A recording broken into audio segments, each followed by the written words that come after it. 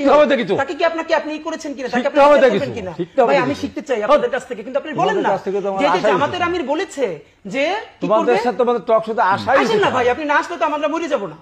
আমরা ছোট মানুষ, আমাদেরকে বাদ দিয়ে দেন, আমাদেরকে জুলাইতে লাগে না তো। জুলাইতে শুনেন হাবিব ভাই, আপনাদের যে ইনফিরিয়রিটি কমপ্লেক্স, কথার ভিতর কথা, আমার কথার ভিতর কথা বলবেন।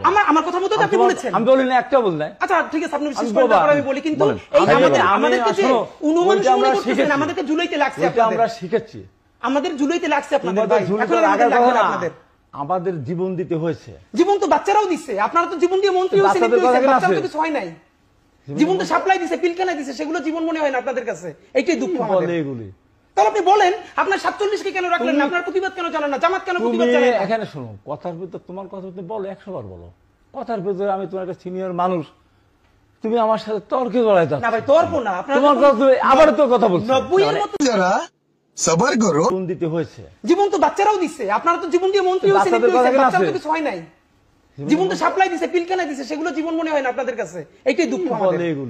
তাহলে আপনি বলেন, আপনার 47 কে কেন রাখলেন না? আপনার প্রতিবাদ কেন জানান না? জামাত কেন প্রতিবাদ জানায় না? এখানে শোনো, কথার ভিতর তোমার কথা তুমি বলো, 100 বার বলো। কথার ভিতরে আমি তোমার একটা সিনিয়র মানুষ, তুমি আমার সাথে তর্কে জড়াই যাচ্ছ। না ভাই তর্ক না, আপনারা তোমার কথা তুমি আবার তো কথা বলছো। 90 এর মতো আবার 90, হ্যাঁ 47 90 একটা ব্যাপার, 90 একটা ব্যাপার। সাপ্লাই একটা ব্যাপার না ভাই, এটা বলেন। সাপ্লাই অস্বীকার করছে, তাহলে সেটা ঘোষণাপত্রে নাই কেন? জামাত করেনি, সেটা আমি অস্বীকার করিনি। আমার তোমার 71 এর কথা বলে তোমার লাগলো কেন? তাহলে কার লাগলো? তোমার আমি কখন লাগাইলাম? এই যে লাগলে আমি বলেছি, আমি বললাম যে 71 সালে মানবতা বিরোধী অপরাধ যারা করেছে, যারা এখনো দেশের স্বাধীনতাকে স্বীকার করে না, যারা এখনো সবার সিরিজ হতে যায় না। ভাই বাংলাদেশে কি এমন কোন দল এখন আছে যারা 71 এর স্বাধীনতা চায় না বা সেটির বিপক্ষে আছে? আমার স্বীকার করে না। তাহলে জামাত আপনি ধরেন না কেন? তার পাশে দাঁড়ান কেন আপনারা? সেটা তো বলতেছি। মির্জা ফখরুল ইসলাম আলমগীর সাহেব দাঁড়াইছে, তার পাশে জামাতের সেক্রেটারি দাঁড়াইছে, উনি কেন বলেন দাঁড়াতে পারে? পরিস্থিতির পরিপ্রেক্ষিতে দাঁড়াতে পারে। আপনারা বলবেন, আপনারা আমার কথাই বলবো না। আপনি বলবেন যে না দাঁড়াবো না, আমার কথা এই জামাতের সাথে আমরা দাঁড়াবো না। বিএনপি কেন দাঁড়াবো? সেই জামাতের সাথে তো বিএনপিরও জোট ছিল। সেই জামাতের সাথে বিএনপি কেন জোট করছে? হ্যাঁ, এদের উত্তর আছে তো। জি, মানে আপনাদের পক্ষে সব উত্তর আছে, আমরা বলে এগুলো সব বাচ্চা ছেলেদের সাথে আমাদের আনেন কেন ভাই?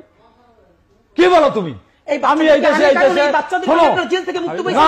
অবশ্যই না, অবশ্যই না, এই বাচ্চারা অবশ্যই না, জেল থেকে মুক্ত করছে। অবশ্যই না, এই বাচ্চারা বেগম জিয়াকে সবথেকে সম্মানের সাথে বিয়ে করছে। এই বাচ্চারা আপনারা পারেন নাই, অবশ্যই না পারলেন না। সেটা আপনারা দেখেন, জনগণের ভোট আপনাদেরকে কি দেয় দেখেন। যদি আপনি সুস্থ হয়, অবশ্যই আমরা মুক্ত হতাম।